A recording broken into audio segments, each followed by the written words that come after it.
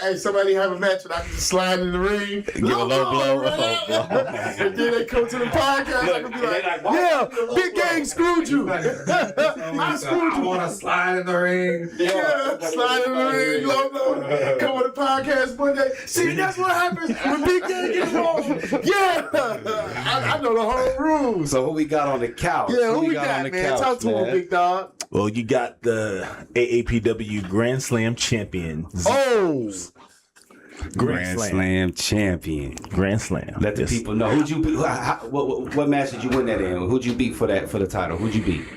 Who's did you whoop? Break down what Grand Slam means. yeah. I was about to ask what's Grand Slam. So Grand Slam means that you've won every title that the company has. Okay, just like WWE. Got you. Exactly. So I've been social media heavyweight tag team.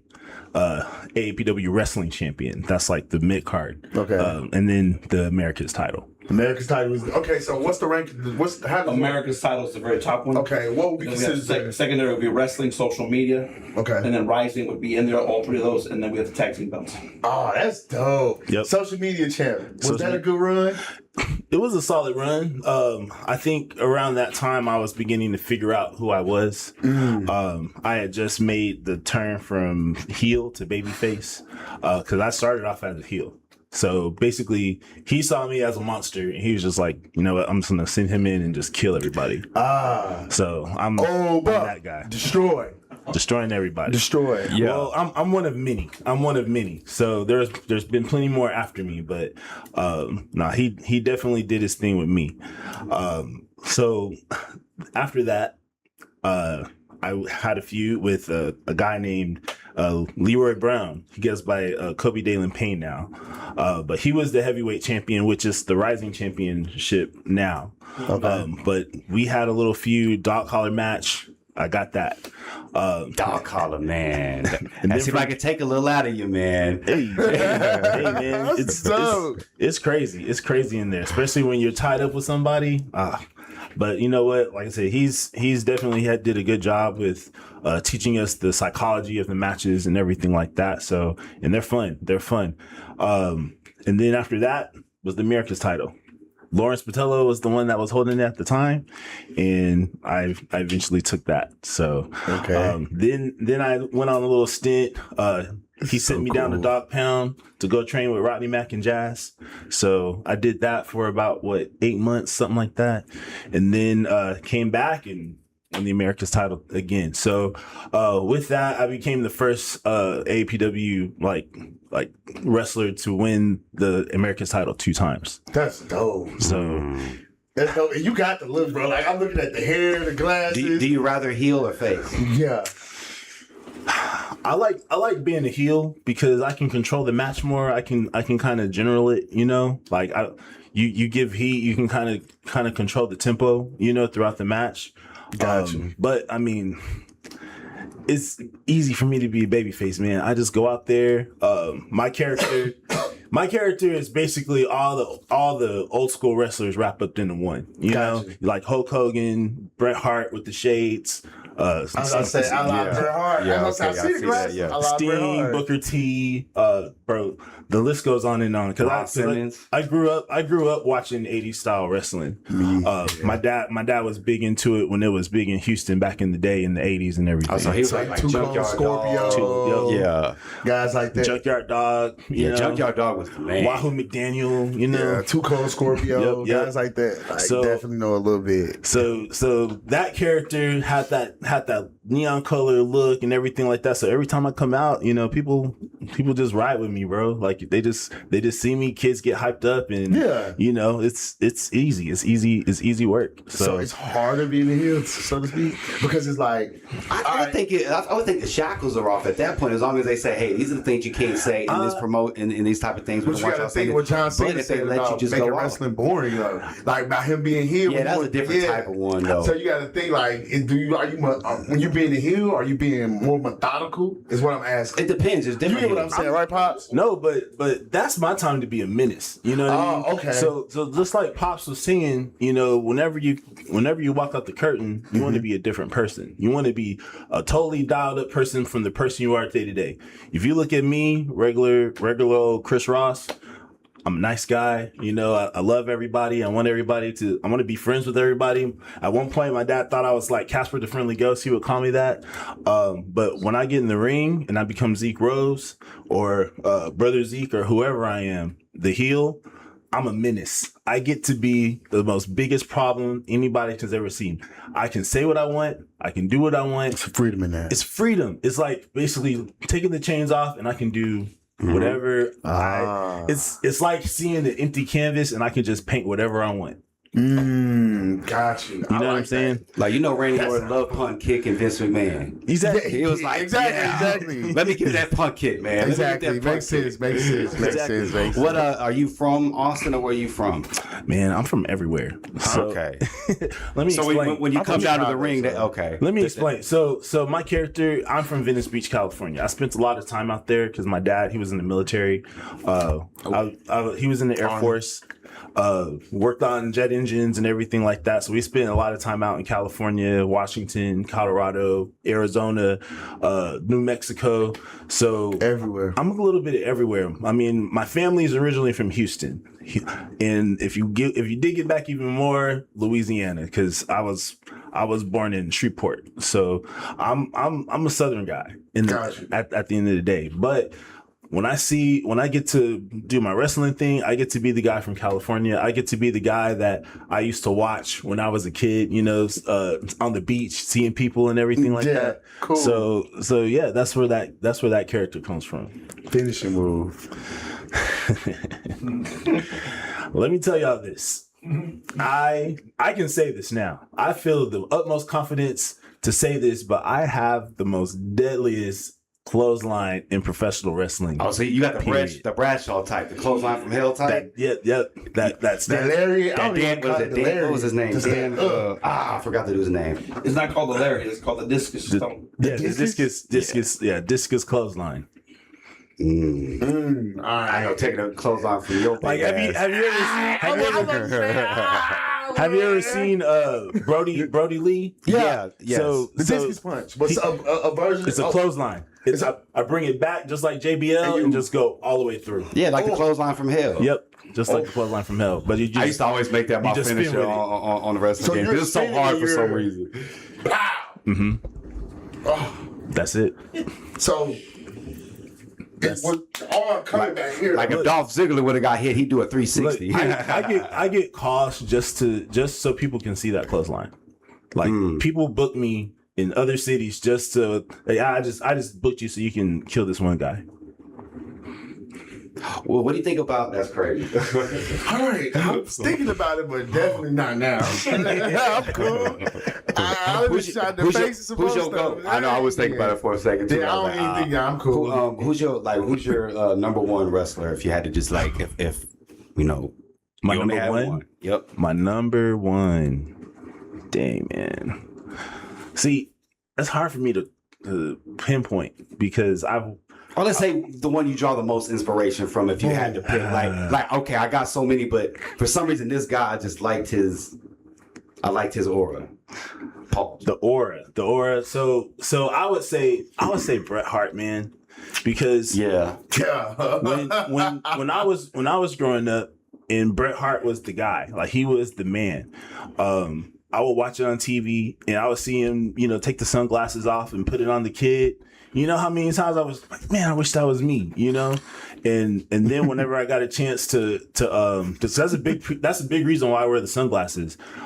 Sometimes I'll come out and if it's a big match, if it's a big match, I do the same thing. Knew it. I give me his pair of glasses. Hey, little kid, boom. Oh yeah. You know, and I still and And people that makes his day. and people remember that. Like I still get messages, you know, 4 or 5 years later, you know, from kids saying, "Oh yeah, he still remembers you giving him sunglasses." Do you ever change? Oh yeah, he's starting to wrestle now. You know what I mean? So You ever change the colors ever, like with ring gears ever, play around with it? yeah, of course. Yeah, I like mean, green if you have to. I have green, purple, red. You know, it's just a vibe. You know, like you just kind of vibe with it. Whatever I feel like going with. So.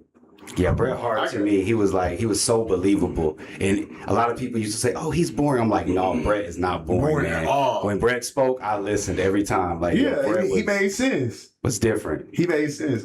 Who's your most favorite opponent, like, to face in AAPW? Who you like locking horns with? Oh God. You know what? I'm saying this because I hope this man comes back with Kobe Dalen Payne.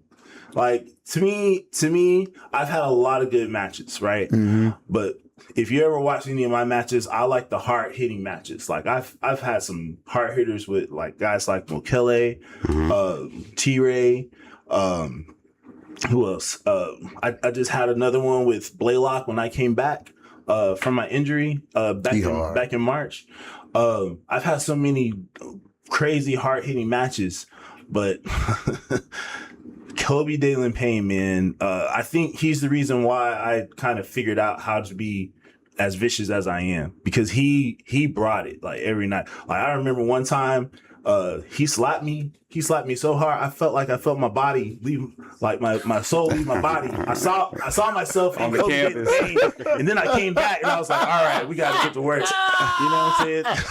Have you ever receipt wise, like have you remembered a specific receipt that you had to get? Like somebody really got you, like, oh, I gotta let them. Yeah, I gotta tag them, because I hear a lot about receipts and stuff that happen within this, and sometimes there's a level of receipt that you just kind of like, oh, they gotta get it. Mm-hmm. Oh yeah, no, definitely. Usually I kind of gauge that as my, green light to go ahead and just throw the clothesline as hard as I can type of deal. I wait for it. Your arms are like tree trunks, bro. Hey man, this man taught me. He was just like, look, man, if they give it to you, you give it back. Hey, Pops look like he be telling you like, hey. Pops look like he give you that look like, yeah. So every sometimes we look at each other, we give each other a look like, Hey, Pops look like he's. Yep. So, and those be the worst when you're anticipating the receipt back. Like I've heard other wrestlers say that there's certain wrestlers that would wait till when you would least expect it. You're like, oh, there it goes. Okay. I can tell you one off the rip. Like this past Saturday. I mean, everybody. First of all, y'all should watch the shows on Saturday. Come live, watch it on YouTube. I watched the last one that was live. The cage match. Yeah, there you go. Yes. So the match with our boy Nate Storm that set him up to win over Legacy. In that match, King Cortez kind of got me good in the jaw. Like we were going, and then he just bop. Oh shoot, okay. Well, he knew it was coming, but what he didn't expect was for me to kick him because we had a nice little spot where I clotheslined him. He laid in the corner, and I just saw the opening. I was like, I just took my leg and just went boop, but I swung that leg like really hard. Because I wanted people to hear it. You know what I'm saying? Like anytime I strike, I want people to hear it. Is that a thing? I heard that's California. They heard that. Oh man! But that's like with Jacob Fatu and all. They was in the West Coast and Powerhouse High. He'd be stiff with it. Yeah, they pretty stiff. Like I seen when him and Royce had their match. They pretty stiff. Ooh, so is that like a Cali thing? Man, maybe we got a lot of animosity. LA riots. Back in the day. but no, like.